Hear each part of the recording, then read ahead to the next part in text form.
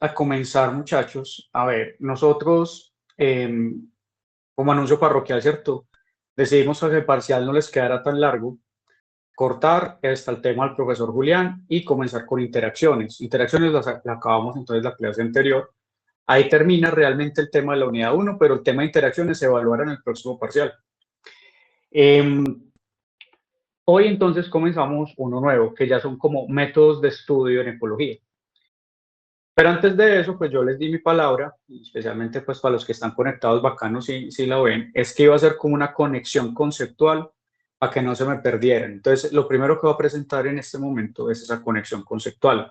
Es conexión de conceptos para que no se me pierdan y para que sepan por dónde vamos. Empezamos por ahí y después les voy a hacer un repaso de diseños experimentales y muestrales. El repaso.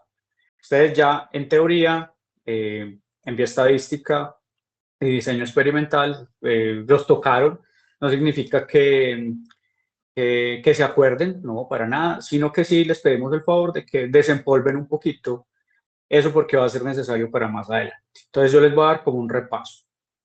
Entonces voy a cargar las diapositivas y me dicen por favor si se ve. Ya, espérenme un momentico.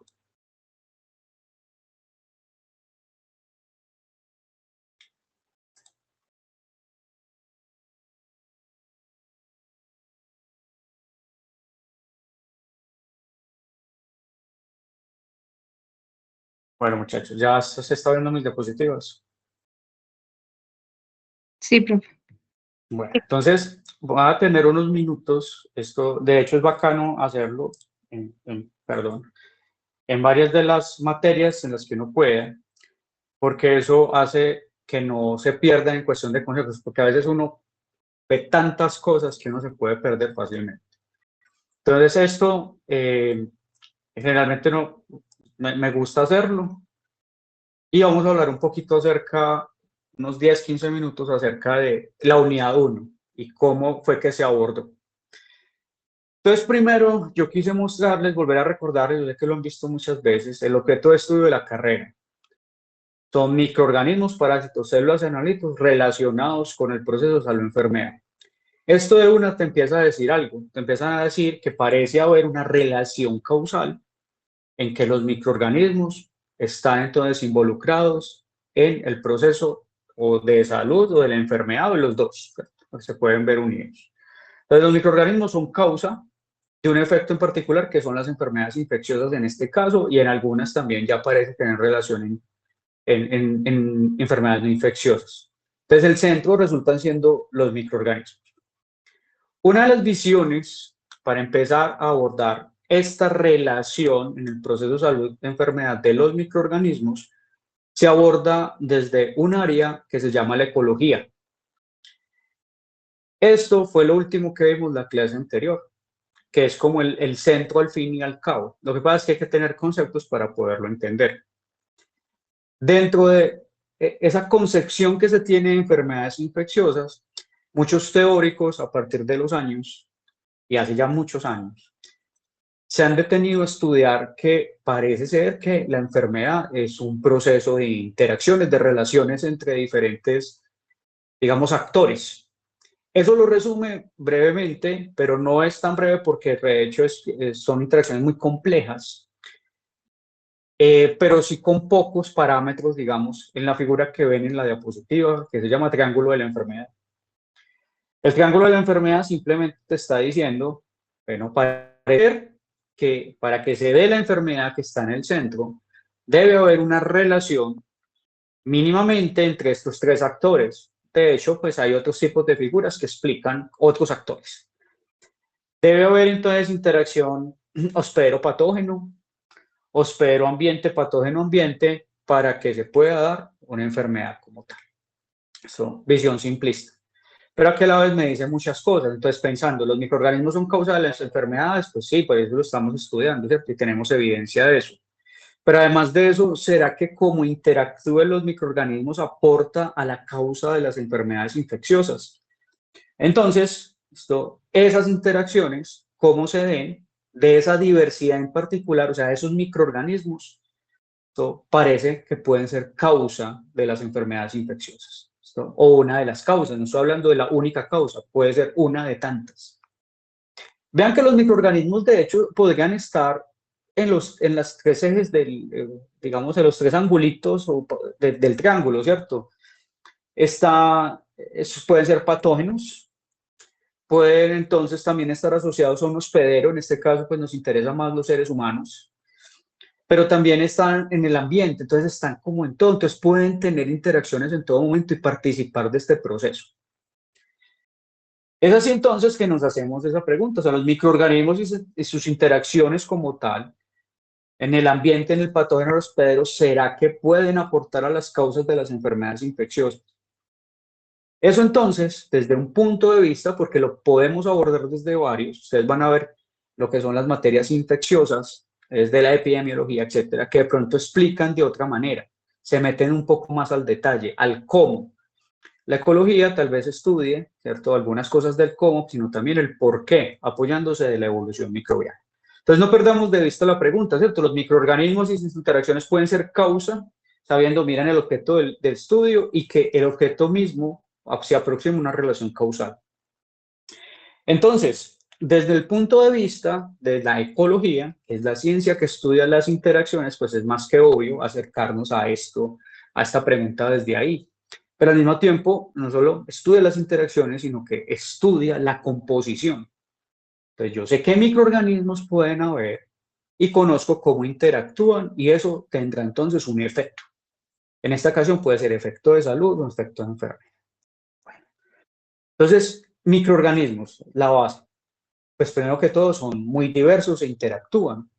Bueno, y esa diversidad que estamos estudiando y que también interactúa en ese triángulo, de dónde vino, cómo salió, esto cómo se dio. Entonces los microorganismos son tan diversos y hacen tantas cosas, inclusive enfermar. ¿Listo? Y es porque ellos evolucionan.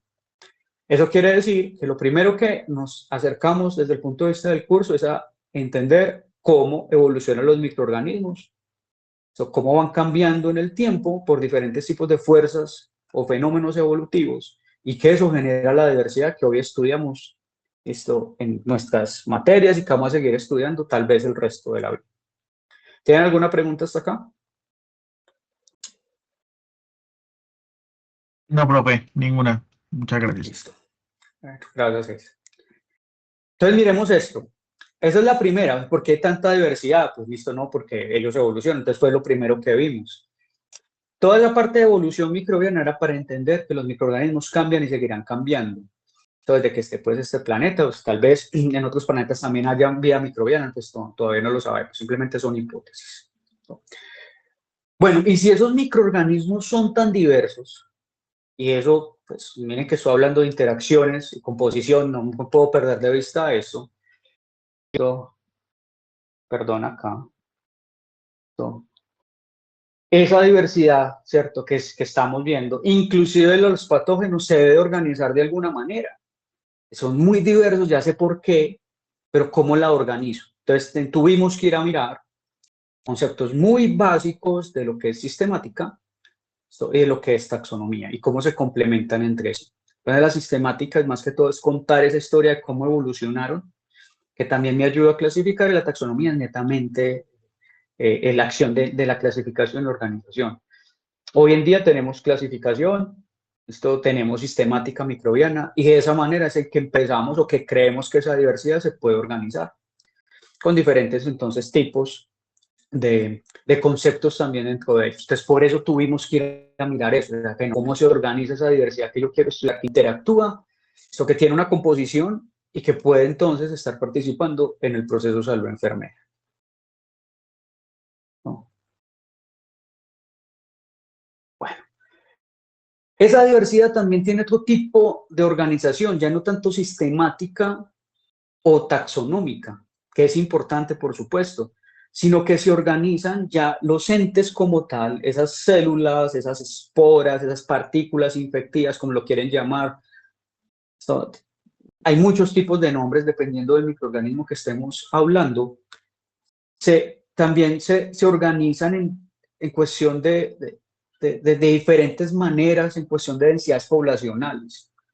Entonces, yo puedo tener miembros de muchas poblaciones formando comunidades miembros de una especie, ¿listo? Formando poblaciones y especies en sí. Que esas son como las tres formas, ¿cierto? Digamos que paso de lo macro y voy llegando hasta lo mínimo. Entonces, teníamos que ver en los conceptos fundamentales que era comunidad, población y que era especie. Por eso entramos a hablar de conceptos de especiación. Hay muchos, hay que definirlos, pero en microbiología, de hecho, sí, son importantes, de hecho también, esta es la unidad fundamental de la diversidad biológica. Para nosotros parece ser que los epítopes que siguen después de la especie, los que dan mayor especialidad, e inclusive la cepa, esto, hablando como linajes específicamente, parece tener mayor relevancia. Entonces tuvimos que ir a hablar de eso, porque estamos viendo que también hay una organización de esa manera. ¿Listo? Y también miramos por qué es importante por lo menos definir las especies, incluyendo pues los diferentes tipos de conceptos que hay, que nos centramos en tres, recuerden, biológico, filogenético y ecológico, y hay otros 20 punta o hasta más, pero es importante porque también permite conocer cómo estamos organizando la diversidad biológica. Esas especies, cuando se organizan en poblaciones, que recuerden desde una visión muy personal mía, yo les he dicho que nosotros al final, los microbiólogos, terminamos siendo biólogos de poblaciones microbianas, estudiamos la biología no de una célula, de una partícula viral, de una espora, de un nematodo, sino de poblaciones. Y eso es lo que nos crece en las cajas de Petri, de hecho. Entonces, desde ahí, esas poblaciones ocupan nichos, un hábitat, hacen algo en el ambiente, tienen un estilo de vida.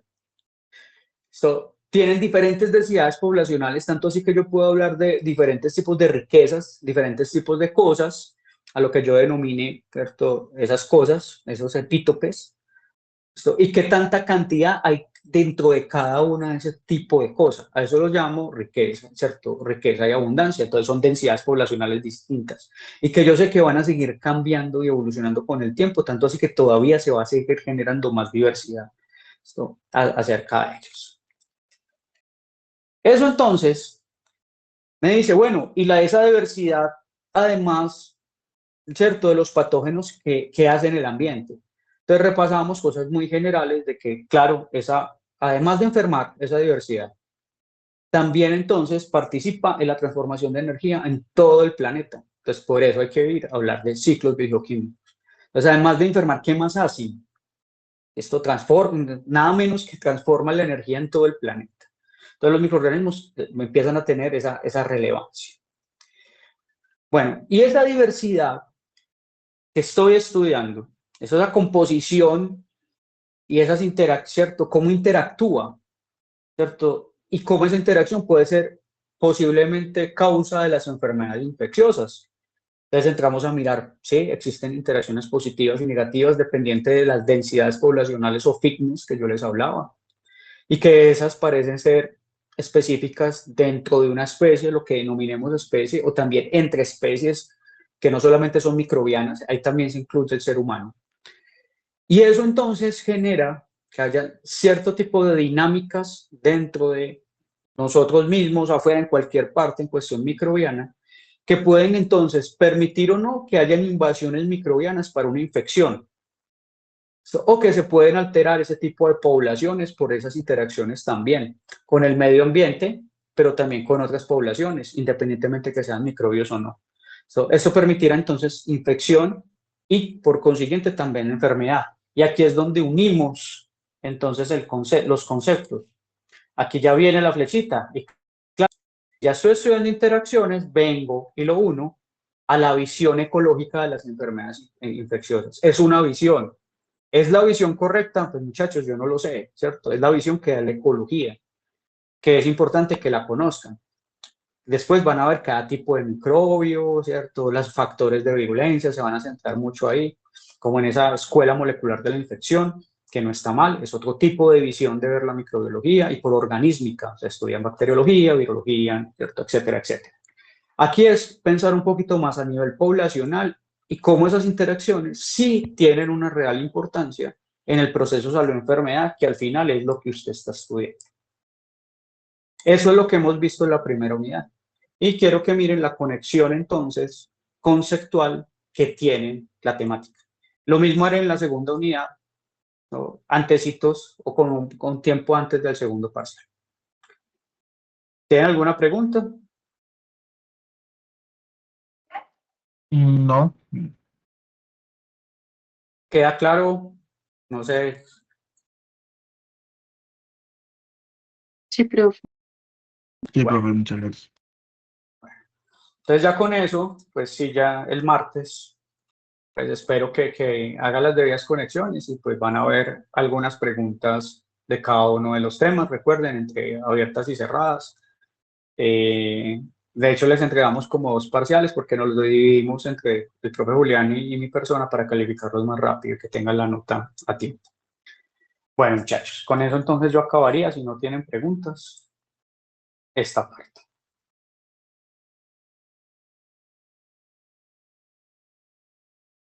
Bueno. Este sí ya es tema específico de la segunda unidad, que es, pues, es más corta que la primera. La primera siempre es un poquito larga.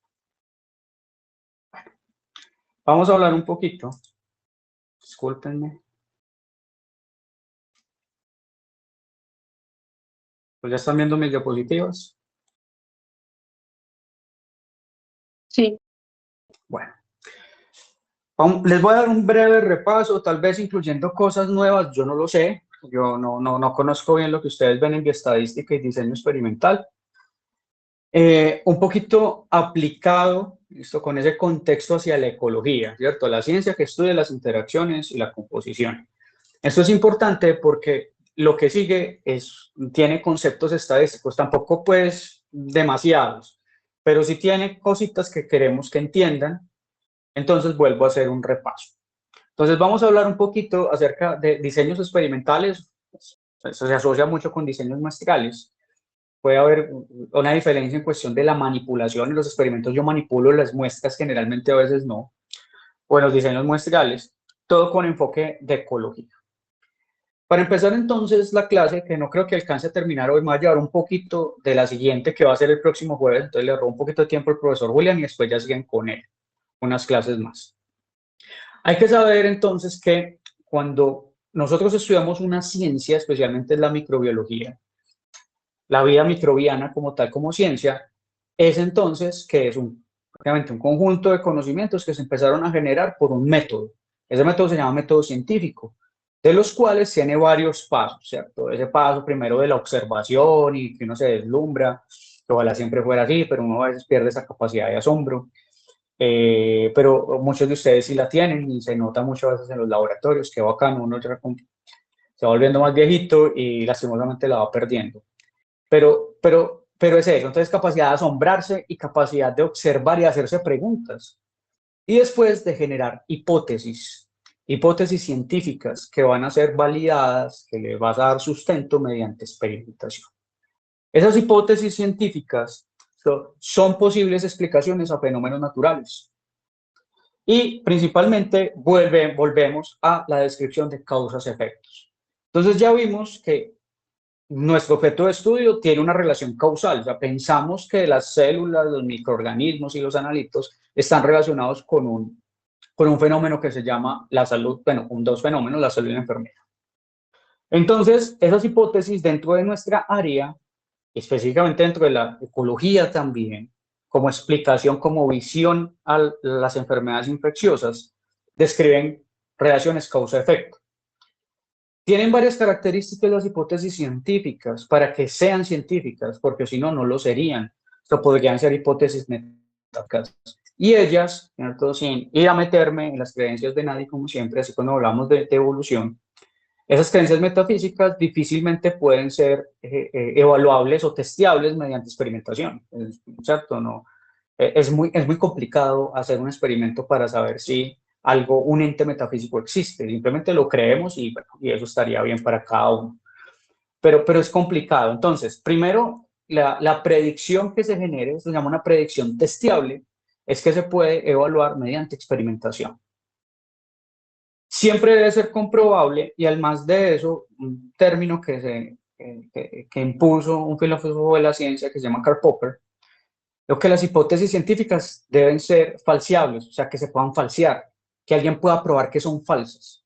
Si esa hipótesis resiste la falseación, que sean falsas, esa hipótesis continúa, listo, acercándose a la verdad, que es lo que yo quiero llegar, listo, en este caso a la verdad de las interacciones y la composición son causa de un efecto en particular. Se pueden modificar o rechazar, no las cuido como mascotas, y siempre es bueno pues, que se generen nuevas hipótesis porque pueden irse evolucionando, de hecho, y pueden ir cambiando. Eso depende también del método inferencial que uno utilice. No sé si se acuerdan que esos métodos inferenciales son tres, uno se llama inductivo, el otro deductivo, el otro retrodeductivo. Entonces depende de cómo yo asuma eso, esto podría generar nuevas hipótesis o no. ¿No? Eso me lleva entonces a que un experimento sea importante, porque es innecesario. Lo mismo que un muestreo, porque me puede ayudar a determinar posibles causas de los efectos, ¿cierto? De las hipótesis, comprobar hipótesis. Eso quiere decir que me ayuda a determinar esa relación causa-efecto. Pero resulta que en los experimentos uno a veces manipula una causa, dos, tres causas. Y los fenómenos naturales, incluyendo la enfermedad o cómo son las interacciones entre los microorganismos también para generar algo de salud y bienestar, no son unicausales, ni son de dos o tres causas, que son las que yo a veces puedo manipular en un laboratorio. No, los fenómenos naturales, la fenomenología me habla de que son multicausales, o sea, hay muchas causas, pero yo a veces puedo determinar algunas. Las otras que no puedo determinar y que podrían tener efecto, los llamo azar. Que recuerden, por su estadística, que el azar es cuantificable, ¿cierto? Si yo hago un análisis de varianza, yo estoy constantemente cuantificando la probabilidad de que las diferencias que estoy evaluando, mayores o iguales, sean solamente debido al azar, ¿cierto? Si la hipótesis nula es verdad. Profesor, Entonces, hola, Natalia. ¿qué es lo que yo llamo azar? Azar es la causalidad no asignable. O sea, algo parece que permitió que se diera ese efecto, pero vos no la podés saber. Y de hecho, no sé si se acuerdan, cuando vieron ANOVA, el análisis de varianza cuantifica la probabilidad, ¿listo? De que esos resultados, esos datos que usted ve en su experimento, o esas diferencias que está viendo, mayores o iguales, se den solo por azar. Usted dice, es que la probabilidad es bajita de que sea solo por azar. Entonces usted dice, es del 5% o menor del 5%. Entonces yo rechazo la hipótesis nula. Y digo que hay diferencias significativas entre tratamientos. ¿Se acuerdan de eso? Lo que es un jueguito ahí pues más de lógica y que tiene que ver algo obviamente con estadística, pero no les voy a ponerme a explicar la normal, listo, ni el intervalo de confianza, ¿cierto? Ni el nivel de significancia, no. Pues solamente voy a entrar a la parte más conceptual para que no se me aburran. De todas formas, creo que no lo necesitamos mucho en lo que sigue. Bueno, los experimentos uno los conoce en la ciencia experimental y el razonamiento experimental como experimentos controlados y aleatorizados. Controlados, esto no es que usted tenga control sobre ellos, en algunos los va a tener, en otros no tanto. Si no es controlados, es de controles, que tengan testigos, ¿cierto? Ya sea controles positivos, controles negativos, también se puede denominar otro término que se llama controles absolutos. Y al mismo tiempo, todos los experimentos, como los muestreos, casi todos, porque hay muestreos, de hecho, que no son probabilísticos, no sé si se acuerdan de eso, pero los probabilísticos deben ser aleatorizados. Debe haber algo que aleatorice. Esa aleatorización, pues, se genera, es un problema matemático no resuelto, pero uno genera números aleatorios y utiliza entonces ese concepto para que las unidades que yo estoy muestrando o experimentando, ¿cierto? En ellas, o sea, unidades experimentales, unidades muestrales, tengan la misma probabilidad de recibir un tratamiento, de ser muestradas. Eso es lo que significa la aleatorización. Entonces, deben ser así. En inglés se conocen como randomized control experiments, ¿no? Y generalmente esos experimentos son manipulados. Eso quiere decir que reciben tratamientos, o sea, son tratados. En los muestreos a veces no manipulamos, ¿cierto? Pero usted puede formar grupos o no. Cuando forma grupos es algo parecido a los tratamientos, los está estratificando o los está conglomerando. No sé si se acuerdan de eso, que ya serían entonces muestreos en los cuales dependen de probabilidades, de distribuciones de probabilidades. Eso los llamo ¿cierto? Muestreos probabilísticos. Eso es importante, no solamente en ecología, muchachos. Ahorita les vamos a mostrar una imagen de eso para que lo recuerden. Es porque en epidemiología es clave y en el estudio de las enfermedades infecciosas también. Entonces, hay que también tener en cuenta esto para más adelante. Siendo así, entonces, Un diseño experimental es la planeación de un experimento, que ya sabemos para qué sirven, ¿cierto? ¿Qué es lo que hacen? Entre muy pocas palabras. De tal forma que se pueden obtener datos idóneos, datos sinceros, datos que uno no se invente o pues lo que da. Así usted piense, no, me tiré la tesis, ¿cierto? No, lo que es siempre honestidad en cuestión de los datos. Hay muchas formas analíticas, al final y al cabo la estadística la llaman la ciencia del machetazo, que uno puede hacer, pero con justificación, para que a veces uno piensa con el deseo y uno quiere que una cosa, la estadística a veces uno la fuerza un poquito para que es lo que uno quiere.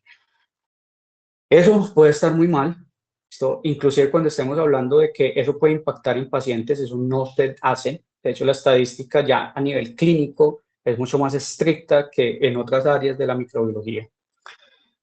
Pero, de cierta manera, se puede ser laxo o muy estricto con los análisis. A eso me refiero. Ya uno escoge después.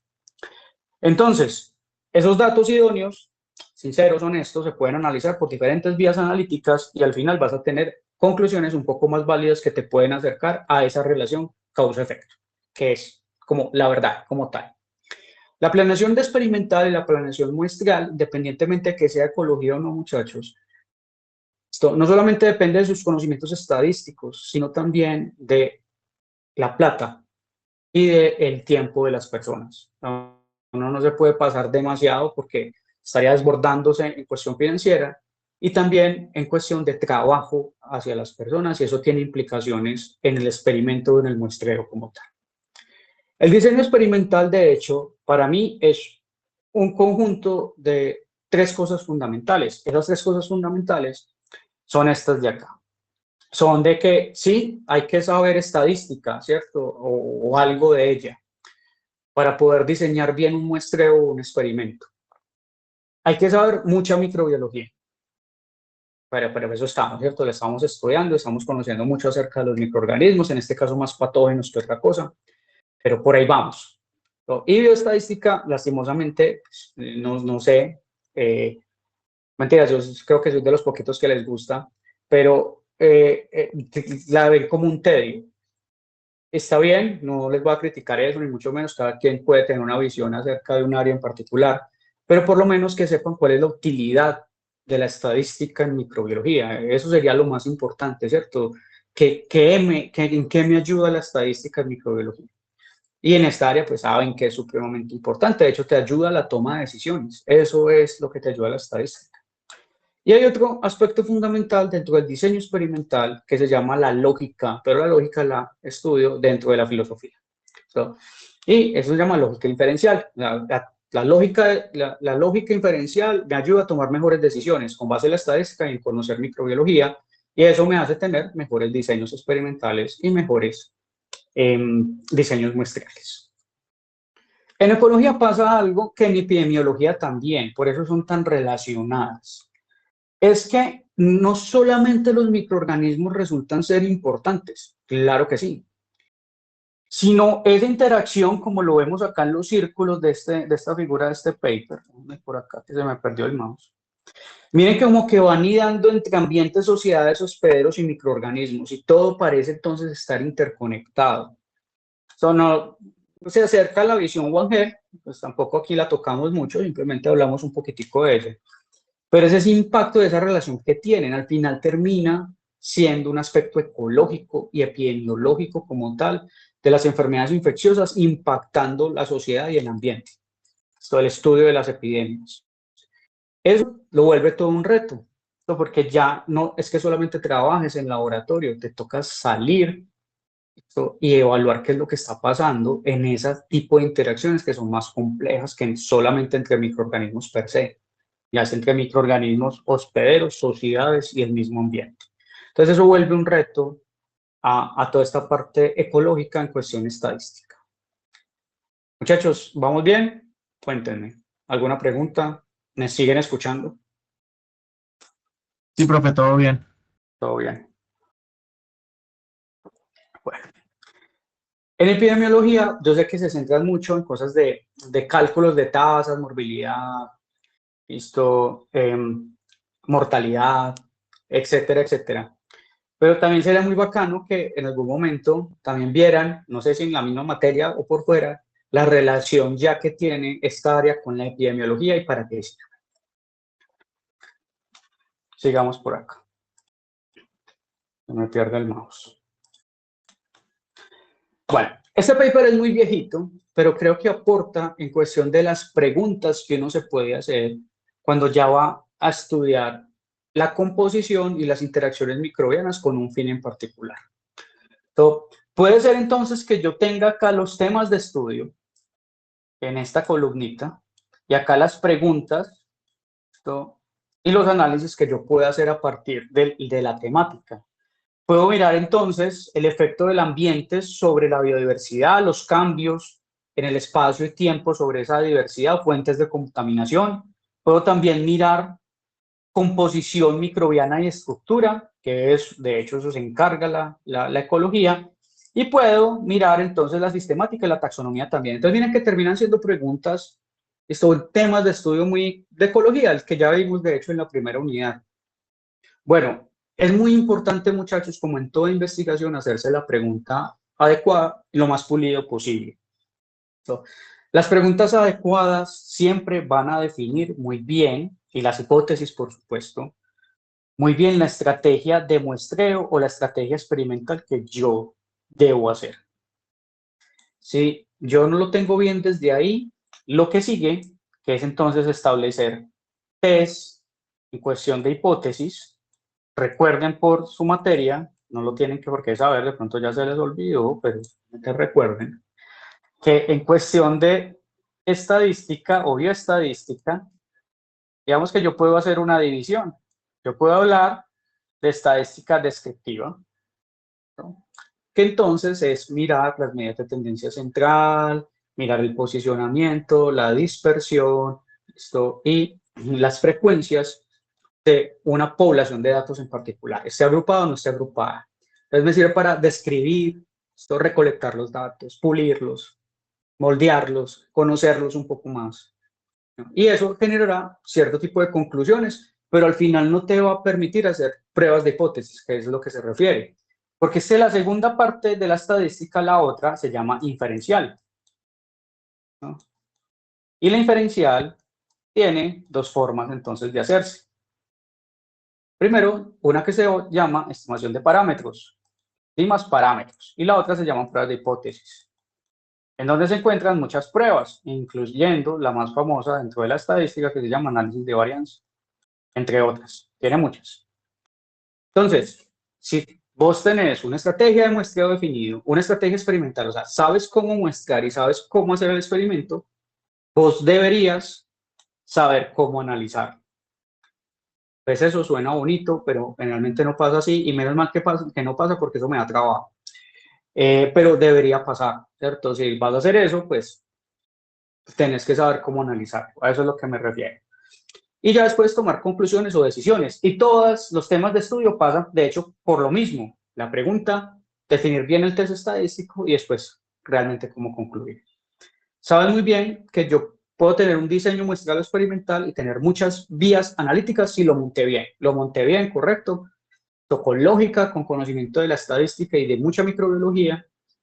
Y puedo analizarlo de muchas maneras, construyendo diferentes tipos de modelos, etc. Pero si usted tiene un mal experimento o un mal muestreo, a usted no lo salva nada. No lo salva ni el análisis más sofisticado que haya.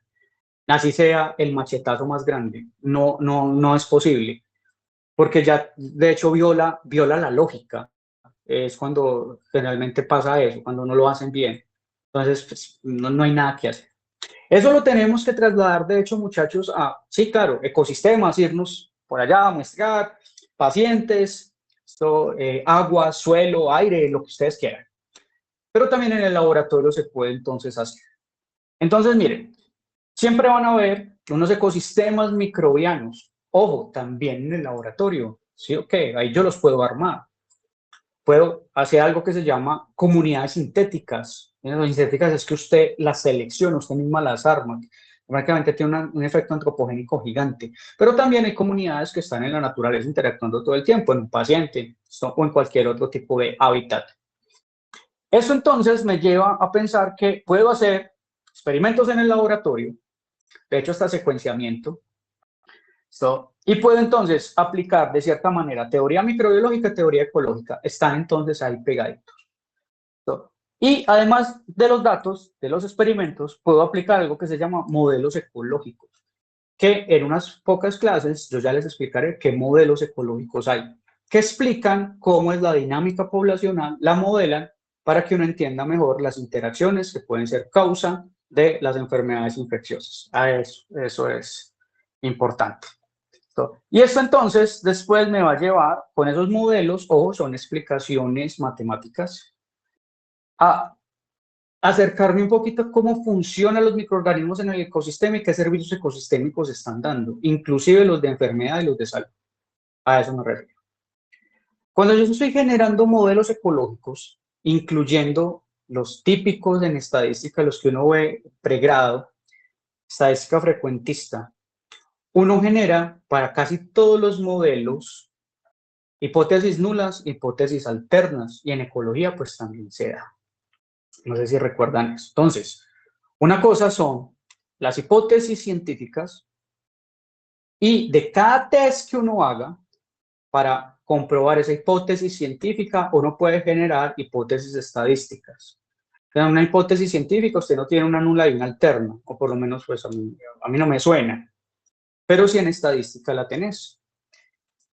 Eso quiere decir que yo puedo, en casi todos los modelos que yo genero en ecología, casi todos, otros no, tener esos dos tipos de hipótesis. O en los test estadísticos que yo aplique. Esa hipótesis en donde se habla de igualdad, la hipótesis en donde el azar opera, se llama, o solo el azar opera, se llama hipótesis nula, que por el deseo que cada uno tenemos es la que intentamos de hecho rechazar. Nosotros queremos rechazarle, que no haya igualdad, que no se parezca esta población a esta, que no se parezca a lo que hace esta especie a esta especie. Por eso a veces lo evalúo así, pero en otras ocasiones queremos que sí la haya. La hipótesis contraria es la hipótesis alternativa, que tiene la expresión matemática, recuerden así. Esperen un momentico. Hipótesis nula, hipótesis de igualdad, o sea, en este caso las medias de las dos poblaciones son iguales. Y la hipótesis alterna, la media de las dos poblaciones son distintas. ¿Listo? En casi todas las pruebas de hipótesis y modelos que uno construye en ecología se dan estas dos. Ya yo tengo que evaluar y tomar la decisión si rechazo o no rechazo la hipótesis nula. Generalmente en estadística no se habla de aceptar la hipótesis, jamás.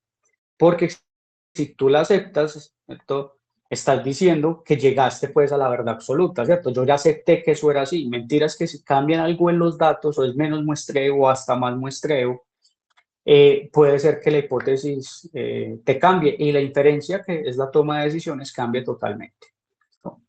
Entonces las tenemos que tener en cuenta. Cuando yo hablo de esto, entonces vean que el objetivo es prácticamente rechazar la hipótesis nula, es decir, que no hay igualdad, ¿no? Pensar que estamos ante dos muestras distintas. Eso es lo que casi siempre queremos. Dos tratamientos diferentes. Que el control no se parezca o no sea igual al tratamiento. Creo que este grupo de acá de pacientes, que yo lo llamo control, no sea igual en composición microbiana a este, porque yo a este le di una algoga y a este no, etcétera. A veces buscamos es eso. Entonces, si recuerdan bien, los histogramas de frecuencia, de hecho este gráfico, esto los muestra uno, pero la gráfica no tiene barras, sino tiene algo que se llama de densidad o density plots. Te va a mostrar el comportamiento muestreal, valga la redundancia, de dos muestras. Fíjense la que está con línea negra discontinua, que es esta, que estoy pintando ya de rojo, ¿no? Y otra que es la azul. En este caso pensemos que tenemos dos grupos. Ejemplo, un control y un tratamiento. Grupo A, grupo B, etc. Aquí vemos entonces cuando, ¿cierto?, están separadas de cierta manera, ¿no? Están alejadas entre las medias muestrales con cierta distancia, eso se llama tamaño de efecto. Y cuando analizan las varianzas, y si recuerdan muy bien su estadística, esto es cuando yo digo que las varianzas dentro de cada grupo son menores a las varianzas que hay entre grupos. Acá sería la varianza mayor.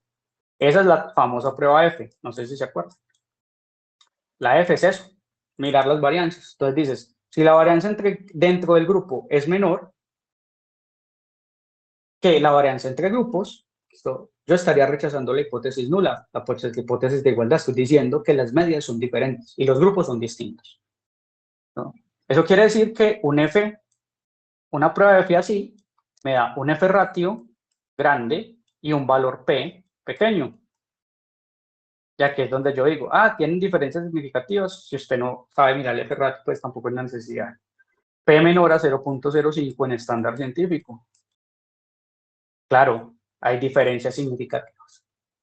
Pero resulta que cuando las varianzas son iguales o es más grande dentro de cada grupo que entre grupos, se comportan poblacionalmente, como la línea de acá. Es como si estuvieras uniendo las dos muestras. ¿Ahí qué pasaría? El F ratio, la relación de F entre varianzas, daría pequeña y un valor P muy grande. Entonces, claro, un P menor a 0.05. Y decís, claro, pues es la diferencia entre las varianzas, no debe haber efecto de nada, o por lo menos diferencias significativas, y todo se debe comportar como una sola población, porque no son distintas, son iguales. Cuando se comportan de esta manera, digamos un poquito más a nivel poblacional, muy parecido, es que ahí es donde yo digo que esto me permite decir que no rechazo la hipótesis nula, o sea, no habrían diferencias entre ellas, son iguales. Pero cuando pasa esto, ahí es donde yo la puedo rechazar. Y en eso se basa casi todas las pruebas de estadística que vamos a seguir viendo. Tanto la NOVA, la prueba T, todas las pruebas post-hoc, que también se aplican en ecología. Y más adelante, pues les explicaré brevemente, intentaré lo más fácil posible para no enredarles demasiado la vida, algo de estadística multivariada, lo suficiente para que usted pueda entender una figura, una gráfica de ellas y pueda entonces dar explicaciones ecológicas a esa relación causa-efecto. ¿Tienen alguna pregunta con esto? Profe, yo me Sí, perdí. claro, Natalia. O sea, al final ya vine a entender, pero lo del principio Ajá. no. ¿Y lo del principio qué era? Cuéntame. No, o sea, donde usted empezó a explicar, pues que Ajá, teníamos como dos grupos, ¿cierto? Pero no entendí sí. como lo de que usted señaló acá arriba, pues como cuando empezó a hablar de como de las varianzas. Listo. Vamos a tener ahí un ratito.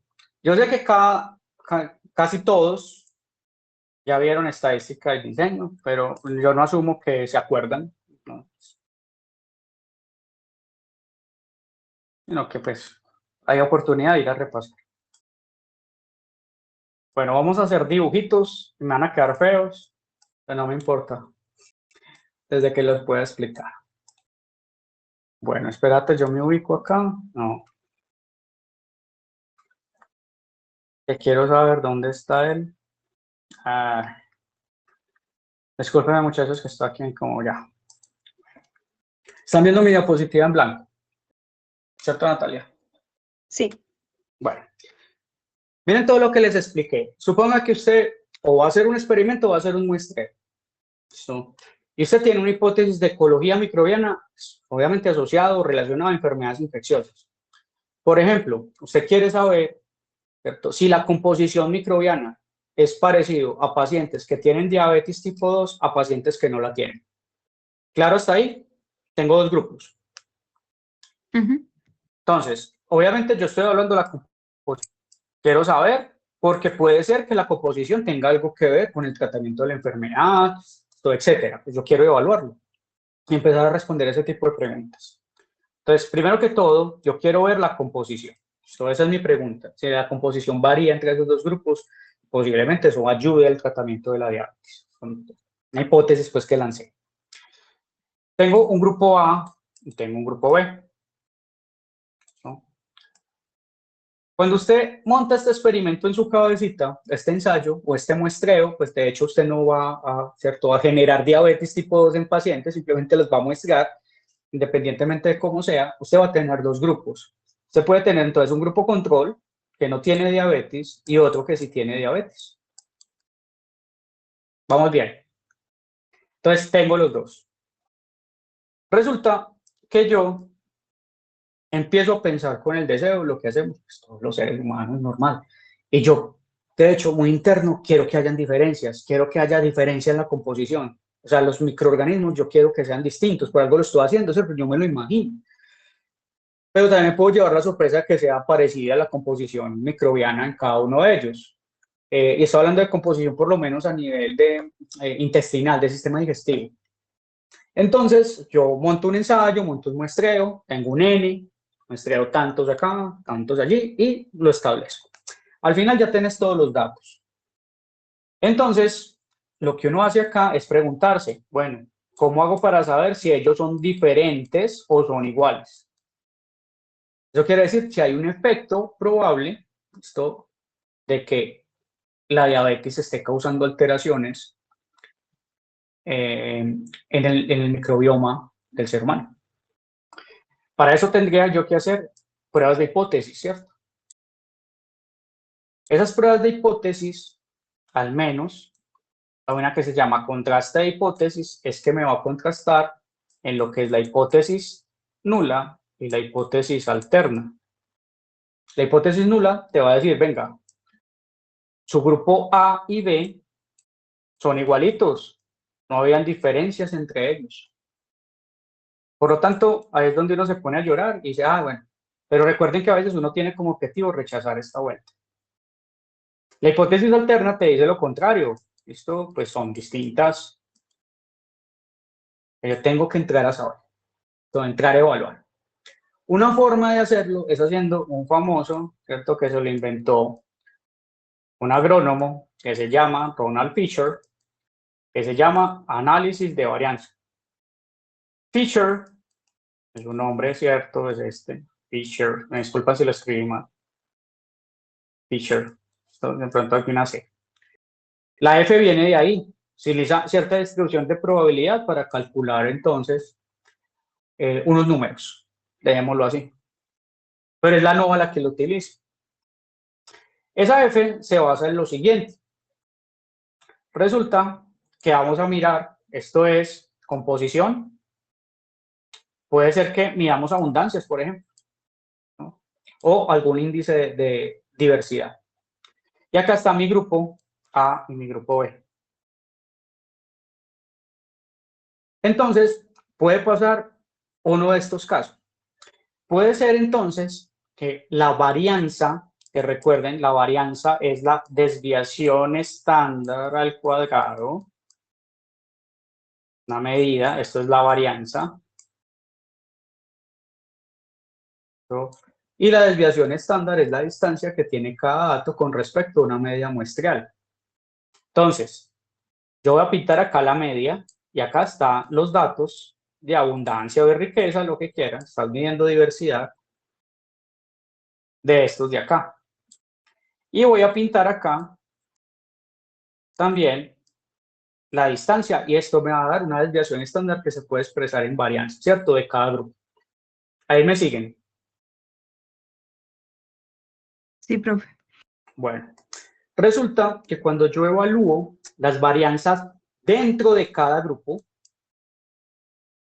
eso es lo primero que yo miro, y después comparo la varianza entre grupos, yo ya puedo hablar de una relación en la distribución de Fisher y por lo tanto se va a traducir en un valor de probabilidad que es el valor P que lo vieron en clase. Cuando eso pasa, varianza pequeña acá, entonces varianza pequeña dentro de cada grupo de pacientes que yo empecé a evaluar en cuestión de composición.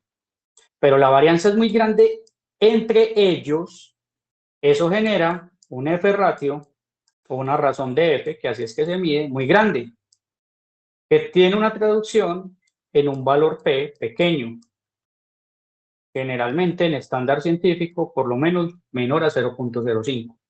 Eso hace, muchachos, que ustedes no rechacen la hipótesis nula. Perdón, que la rechacen, discúlpenme, rechacen la hipótesis nula. No, hay diferencias entre los dos grupos. Parece ser que la diabetes, ¿esto es unicausal? No, tal vez no, pueden ser un montón de cosas, pero yo no estoy teniendo en cuenta. pero si estoy diciendo que la condición diferencial entre esos dos grupos de pacientes era que tuvieran diabetes o no. Bueno, parece ser que hay diferencias en las comunidades microbianas entre pacientes que lo tienen y no lo tienen. El caso contrario es lo siguiente. Volvemos a pintar entonces el dibujito. Paciente A, paciente B. Es lo mismo, cualquiera entonces variable de respuesta de composición microbiana. Y resulta que dio así. ¿No?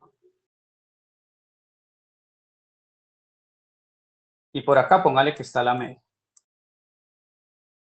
Cuando es todo así, estos son solo 3 datos, ¿cierto? Y aquí está la media. Pues obviamente la desviación estándar va a aumentar dentro de cada grupo, tanto de pacientes control como de pacientes que tenían diabetes. Entonces se aumenta mucho. Esa varianza acá va a ser muy grande dentro de cada grupo. Y puede ser igual o menor entre grupos. ¿No? Ya la varianza entre esos grupos ya va a ser más bajita o tal vez muy parecida. Eso me lleva a lo otro, a que la F sea muy pequeñita, pero que el valor P sea muy grande. Tanto así que eso se puede traducir en estándar científico que sea mayor a 0.05.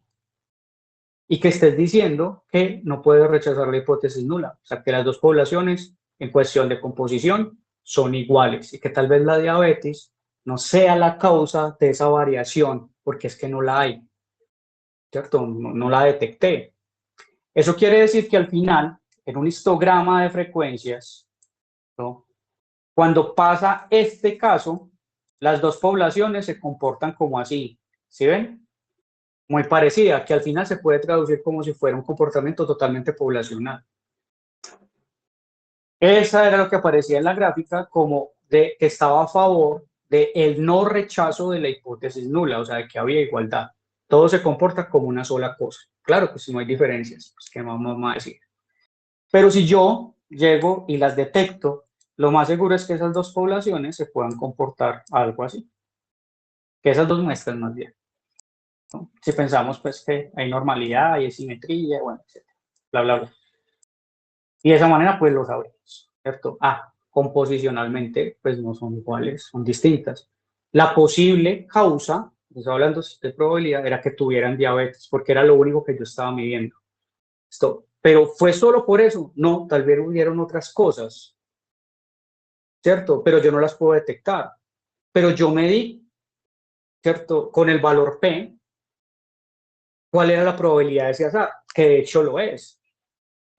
¿Con qué probabilidad yo veo que se comporten así? Esas diferencias, si solamente hay azar, causalidad no asignable, pues la probabilidad es muy pequeña. Entonces yo creo que la diabetes sí pudo haber tenido un efecto en la composición microbiana, ¿no? Es que acá la probabilidad ya empieza a ser más grande del 5%. Es más probable de que todos esos resultados que yo haya visto solo son por azar, causalidad no asignable. Entonces yo no le puedo decir que la diabetes tuvo un efecto en esa composición, que no puedo decir. Y ese es en resumen cómo se interpreta un análisis de varianza. Sí, profe, ya más claro. Gracias. Bueno, con gusto. Bueno, muchachos, hablemos otros 20 minuticos, terminamos a las 5:30 como siempre, que yo ya creo que el próximo jueves, después de parcial, ya podemos continuar un poquito, ya terminando este tema. Como les digo, era recordándoles de estadística. Bueno, muchachos, lo que sigue acá, lo que ven en las diapositivas es simplemente que me hablan del secuenciamiento masivo, una ómica, de toda la comunidad de una muestra ambiental. Eso se llama metagenómica. Todos los genes que están ahí, incluyendo los que también sirven para hacer diferenciación taxonómica.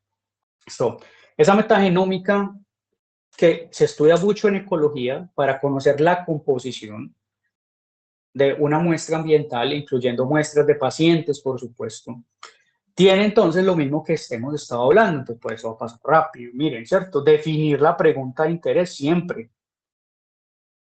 Obtener los datos, explorar los datos, bla, bla, bla. Esto es lo que uno hace como en estadística descriptiva. Esto se llama ADE. o análisis exploratorio de datos en inglés. Es netamente descriptivo, y el ajuste a modelos estadísticos, que pueden ser casi siempre modelos lineales o modelos generales lineales, eso depende. Los modelos lineales son los que ustedes hacían cuando hacían la NOVA. Entonces, yo voy a hacer la NOVA. En cualquier software, yo sé que ustedes manejaron SPSS, él establece un modelo lineal. Dice, esto es causa, ¿cierto? Y este es el efecto. Ese es el modelo lineal. Y ya hacía los análisis y usted sacaba los cuadritos con el valor P. Eso es, uno lo ajusta. Comunica los resultados y pues ojalá uno pudiera hacer los análisis reproducibles. Entonces aquí lo mismo, miren, la importancia en ecología y en cuestión de ómicas de diseñar bien un experimento, saber muestrear, entonces, en este caso pues toda la parte de extracción de ADN y los análisis estadísticos. En ecología, esto no quiero que se les olvide porque lo vamos a utilizar en esta unidad y en la tercera, hay algo que se denomina metadatos. Son variables que pueden ser independientes o dependientes, eso depende, pero son variables que yo denomino explicativas. ¿Cómo así? Suponga el caso anterior, teníamos dos grupos de pacientes. La diferencia que usted quería, ¿cierto? De cierta manera manipulando, pero la manipuló escogiendo pacientes, era que unos tuvieran diabetes tipo 2 y los otros no tuvieran nada, ¿cierto? Que estuvieran sanos. Resulta que usted fue a medir la composición microbiana y esa composición generalmente usted la puede medir mediante metagenómica, pero también mediante amplicon sequencing, que después hablaremos un poquito de eso. Y si ya vieron biología molecular o genética microbiana, pues ya también les habrán hablado. ¿Cuál es la cuestión? De que tal vez hayan variables que usted quiere medir, pero que tal vez no sean la causa directa de esa composición, de esa alteración en la composición microbiana. Va a decir una cosa, por ejemplo, se puso a mirar parámetros de la sangre, de la orina, de ciertos tipos de secreciones, o miró la edad de los pacientes, o evaluó la altura, evaluó el peso, que puede ser importante, relevante en diabetes. Esas variables que pueden explicar el fenómeno, sean variables explicativas y que no necesariamente son la causa principal de la que usted está evaluando, se llaman metadatos. Y en ecología son muy importantes porque me ayudan a explicar el comportamiento de las comunidades microbianas y sus interacciones en el proceso de salud-enfermedad. Entonces hay que tenerlo siempre en cuenta. Entonces esto me sirve para aclararse. Son esas variables explicativas que, valga la redundancia, me ayudan a explicar el fenómeno causa-efecto que estoy estudiando. Los diseños experimentales, pues claro, en cuestión de enfoques a nivel de salud, pues hay demasiados, económicas, pues mucho más. Yo les quiero mostrar más que todo estos de acá. Esta parte de la derecha son más que todo enfoques analíticos, ¿cierto? Yo tengo ómicas, ¿y qué hago? Hago este tipo de análisis, bla, bla, bla. Quiero que miremos esto, o sea, esto puede partir hasta de acá, de un diseño que se llama casos y controles, como el que hablamos ahorita.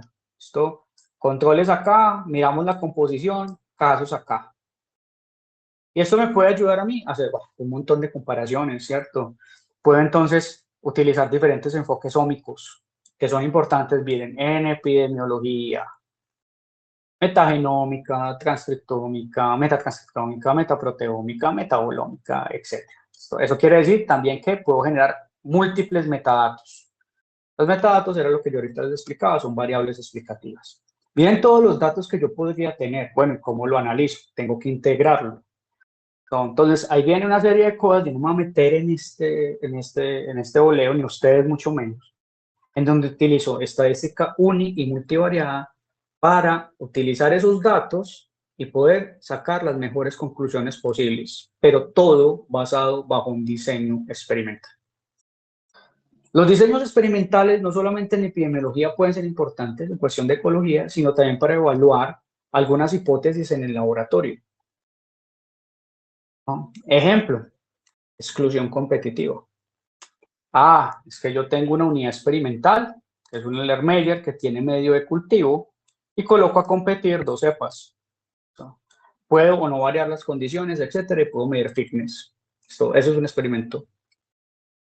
Claro, mucho más ecológico esto que hablar de ir más ecológico, no con una respuesta de pronto un poquito más, pregunta un poquito más básica que ir a muestrear pacientes con X o Y enfermedad.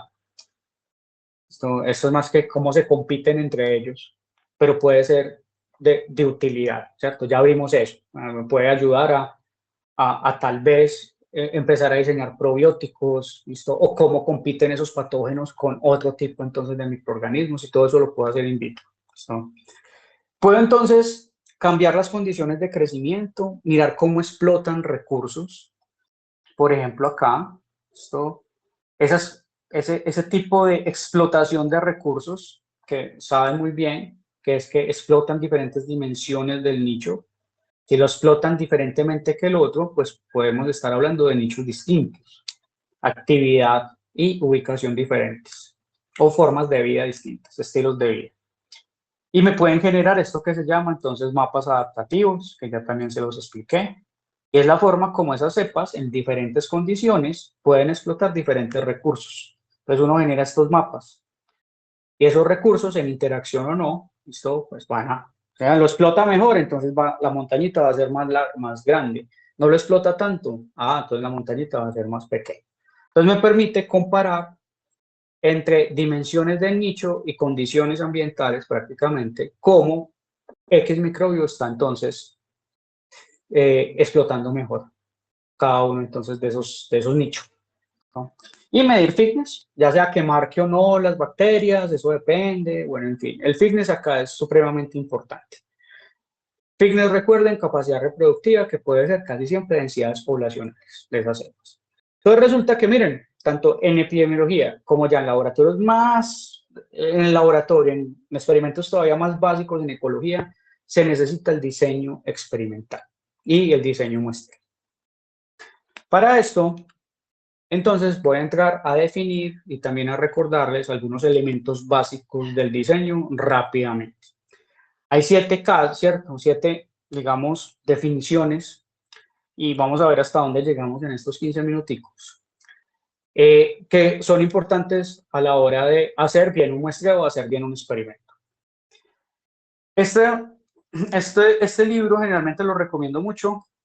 De hecho, tiene ejercicios en SPSS y también en R. No sé si conozcan R, es un lenguaje de programación que se utiliza para también análisis estadístico generalmente. Es una herramienta analítica, así como en SPSS, sino que en R uno escribe los códigos y en SPSS uno cliquea.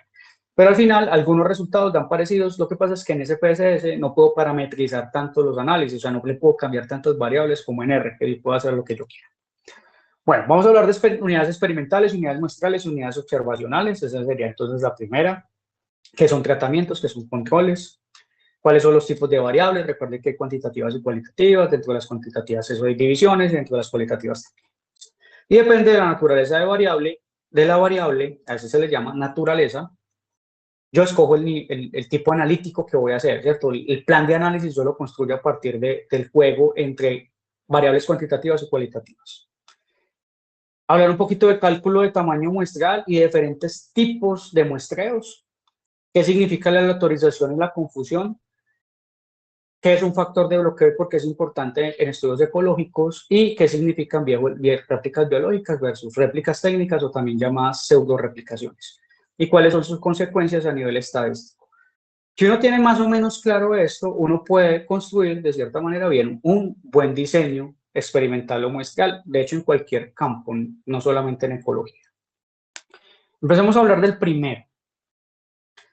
Las unidades experimentales vienen específicamente de manipulaciones, o sea, de experimentos. Son la mínima unidad, la cual entonces recibe la acción del tratamiento, las cuales son tratadas. Y al mismo tiempo es la mínima unidad donde se mide la variable respuesta o las variables. Debe tener otras dos condiciones para ser unidad experimental, o si no, no lo pueden ser. Primero, pues que sean independientes. Eso quiere decir que unas unidades no dependan de la otra y que puedan ser entonces aleatorizables, ¿no? O sea, que tengan la misma probabilidad todas de recibir el tratamiento. Y uno establece una función de aleatorización para que pase eso. Tiene que cumplir esas 4 cosas. Pues repito. Mínima unidad, que es tratada, que se le mide la variable de respuesta es independiente y al mismo tiempo se puede aleatorizar. Ahí es donde yo la defino. Esa mínima unidad, listo, puede ser una caja de Petri, puede ser un pozo en una placa de ELISA, puede ser un Landermeyer, puede ser un bioreactor, puede ser una maceta. Depende, es donde se cumplan esas cuatro cosas. ¿Listo? El conjunto de unidades experimentales se llama material experimental.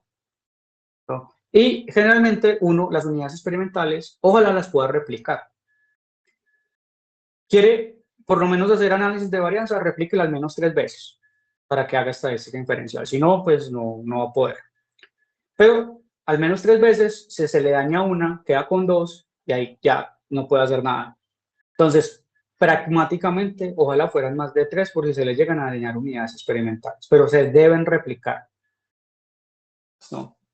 Y también existe la diferencia entre unidad muestreal y unidad observacional que voy a explicar a continuación. Entonces, las unidades experimentales, ¿cierto? Es la que recibe el tratamiento por tal, la acción, uno la manipula. La unidad muestral es la muestra que uno saca de esa unidad experimental. Yo voy a sacar esta colonia. Es que yo tengo esto con suelo, una macetica. Yo saco un poquito de suelo porque usted al final no va a poder analizar todo. Yo tengo un paciente, ¿listo? Y voy entonces a secuenciar el metagenoma pues de su tracto digestivo, pues obviamente tendrá que darte materia fecal, pero no la vas a analizar toda, sacas un poquito y la analizas, ¿cierto? Extraes ADN y ahí puedes entonces, mira, que con la composición o una biopsia, pues, en el peor de los casos. Pero es un poquito, entonces sacas la unidad muestral. ¿Listo? La unidad observacional es lo que realmente se mide. ¿Listo? Esto yo lo observé, lo medí, entonces es sobre la cual cuantifico. Unidad formadora de colonia, una variable respuesta.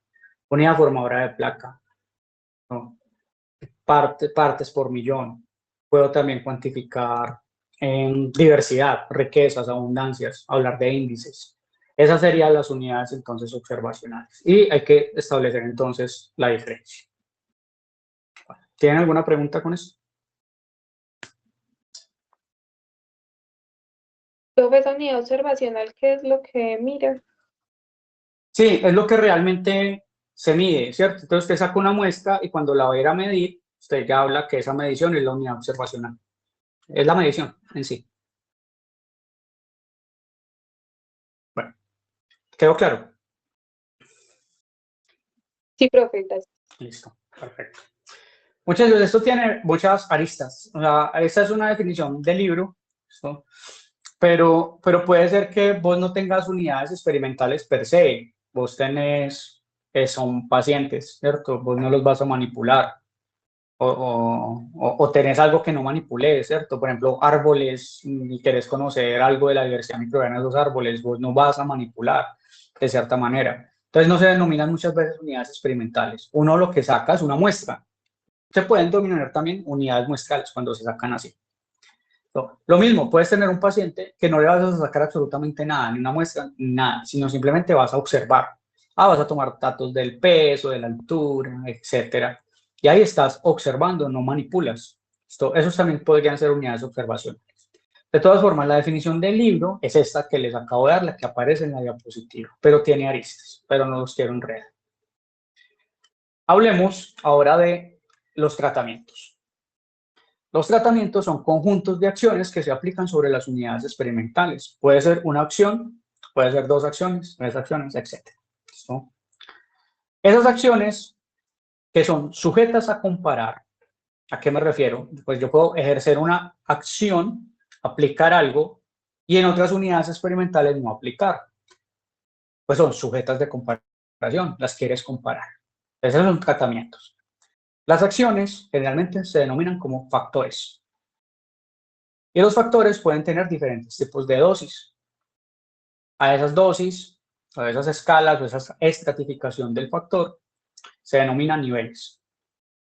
Es que yo quiero aplicar un antibiótico a este medio de cultivo para evaluar el crecimiento bacteriano de una bacteria patógena X. La manipulación es que estás aplicando antibiótico, ese sería tu factor. Los niveles son las diferentes concentraciones de ese antibiótico. 20 partes por millón, 10, ¿cierto? 50 partes por millón, 100 partes por millón de ese antibiótico. Esos son niveles. incluyendo la ausencia de la aplicación en sí. Ese nivel se denomina nivel 0 y puede corresponder a un control. Por eso, los controles se llaman tratamientos control. En experimentos de un solo factor, eso quiere decir unifactoriales, generalmente el número de niveles de un factor equivale al número de tratamientos. Si se acuerdan por su estadística, los experimentos de más de un factor en los que yo quiero evaluar la interacción se llaman experimentos factoriales, que es una forma de arreglos de tratamientos, eso es lo que es, ya entonces se multiplica, ¿cierto? Si tuviera dos factores con dos niveles cada uno, sería un experimento 2 por 2, o también 2 a la 2, que es el más sencillo de todos los factoriales. Bueno, y también se puede conocer esa manipulación o a sus manipulaciones como variables de causa o variables independientes, porque son las que yo manipulo. Que después voy a evaluar si esa manipulación tuvo un efecto en particular para asignar racionalmente que esa causa que manipulé fue probablemente, esto, valga la redundancia, la causa del efecto que me di.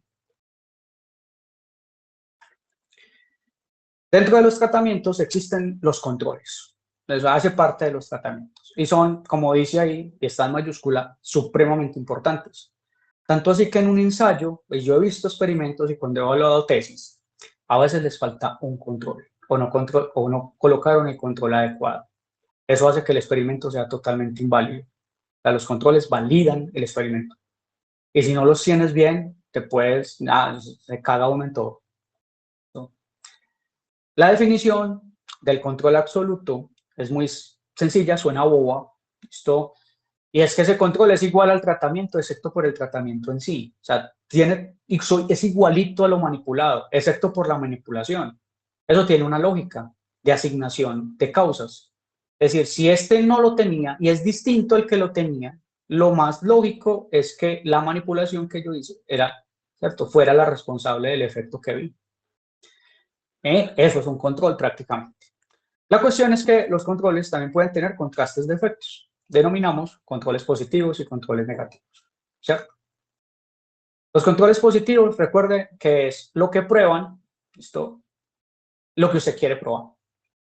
Es que yo quiero ver que hay en el experimento con bacterias, que tal vez usted quiere evaluar un nuevo antimicrobiano sobre una bacteria patógena. Entonces, estoy probando un fitoextracto de una planta.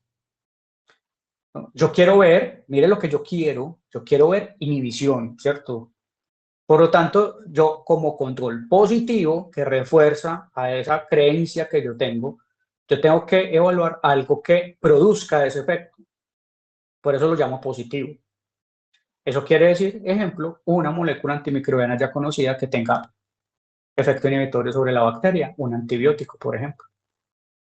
El control negativo sería o una sustancia o la ausencia de cualquier cosa, como también un absoluto se puede denominar negativo, que tenga el efecto contrario a lo que uno quiere. Entonces, en este caso, no aplicar ningún tipo de molécula que inhiba para que la bacteria crezca bien. Eso puede ser un control negativo. O una sustancia que permita que la bacteria crezca más, o que no haya inhibición de crecimiento. A eso se le llaman contrastes de efectos y también se aplican a los controles. Y termino con esto. En los controles, muchachos, tanto positivos o negativos, usted puede colocarlos. Puede decir, yo coloco los dos. Pero hay que pensar en varias cosas. Primero, no se toman a la ligera, se piensan muy bien cuáles son, porque si yo las llego a embarrar, puedo tener mal el experimento. Y segundo, es que hay controles indispensables y hay controles muy importantes. Generalmente los controles absolutos son indispensables, que es ¿cierto? La ausencia del tratamiento per se, de resto todo es igual. Eso es indispensable, pero a veces algunos otros controles pues, no son necesarios. Eso es. En el caso entonces, realmente el experimento que les estaba hablando con la bacteria, pues sería muy importante tener un control positivo, ¿cierto? Pues, ¿cierto? Está inhibiendo, sé que hay algo que lo inhibe y mi unidad experimental está respondiendo a ello, y la bacteria también. Pero usted puede dejar de aplicar y tener el absoluto. Tener un negativo que haga que crezca, tal vez pueda ser importante. La cuestión es indispensable, tal vez no. tal vez es importante. Y a veces, pues los experimentos pueden quedar muy grandes o tienes consecuencias estadísticas, a veces es mejor recortar tratamientos. Entonces, por eso es que uno se tiene que pensar, ¿cierto? Sentar a pensar y a calcular muy bien las cosas. Entonces, los controles son sujetos a comparar. Son muy importantes porque me ayudan a comparar. Se compara con ellos generalmente, pero también se puede comparar con otros tratamientos. Por eso también se incluyen dentro de lo que es la definición de tratamiento. Y ya me quedan por ahí 20, 30 minuticos de recorderis. Para terminar, ya se lo robo entonces al profesor Julián la próxima clase. Y tomo desde acá, ya vamos por los pasos un poquito más rápido. Y con eso terminaríamos el repaso muy breve de lo que necesitamos para ecología. Bueno, ¿tienen alguna pregunta, algún comentario?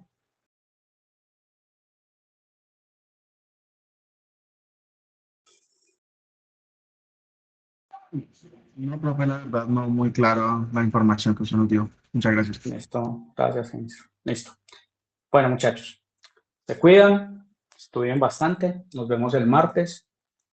Si alguno tiene alguna complicación, me lo informo por correo electrónico y recuerden, bajo excusa válida por reglamento, no hay ningún problema, se hace los sujetos que haya que hacer. Y nos vemos ya el martes. Que les vaya muy bien. Hasta luego. Profe, ¿y Gracias, cuándo va a profe. montar la guía de laboratorio para el martes? Ay, fue madre, ya mismo Listo, profe, muchas gracias. la monto. Que disculpen de tanta cosa, a veces se le olvida a uno cosas. Ya mismo la monto. Listo, profe, gracias. Bueno, pues. Chaito. Gracias. Chao.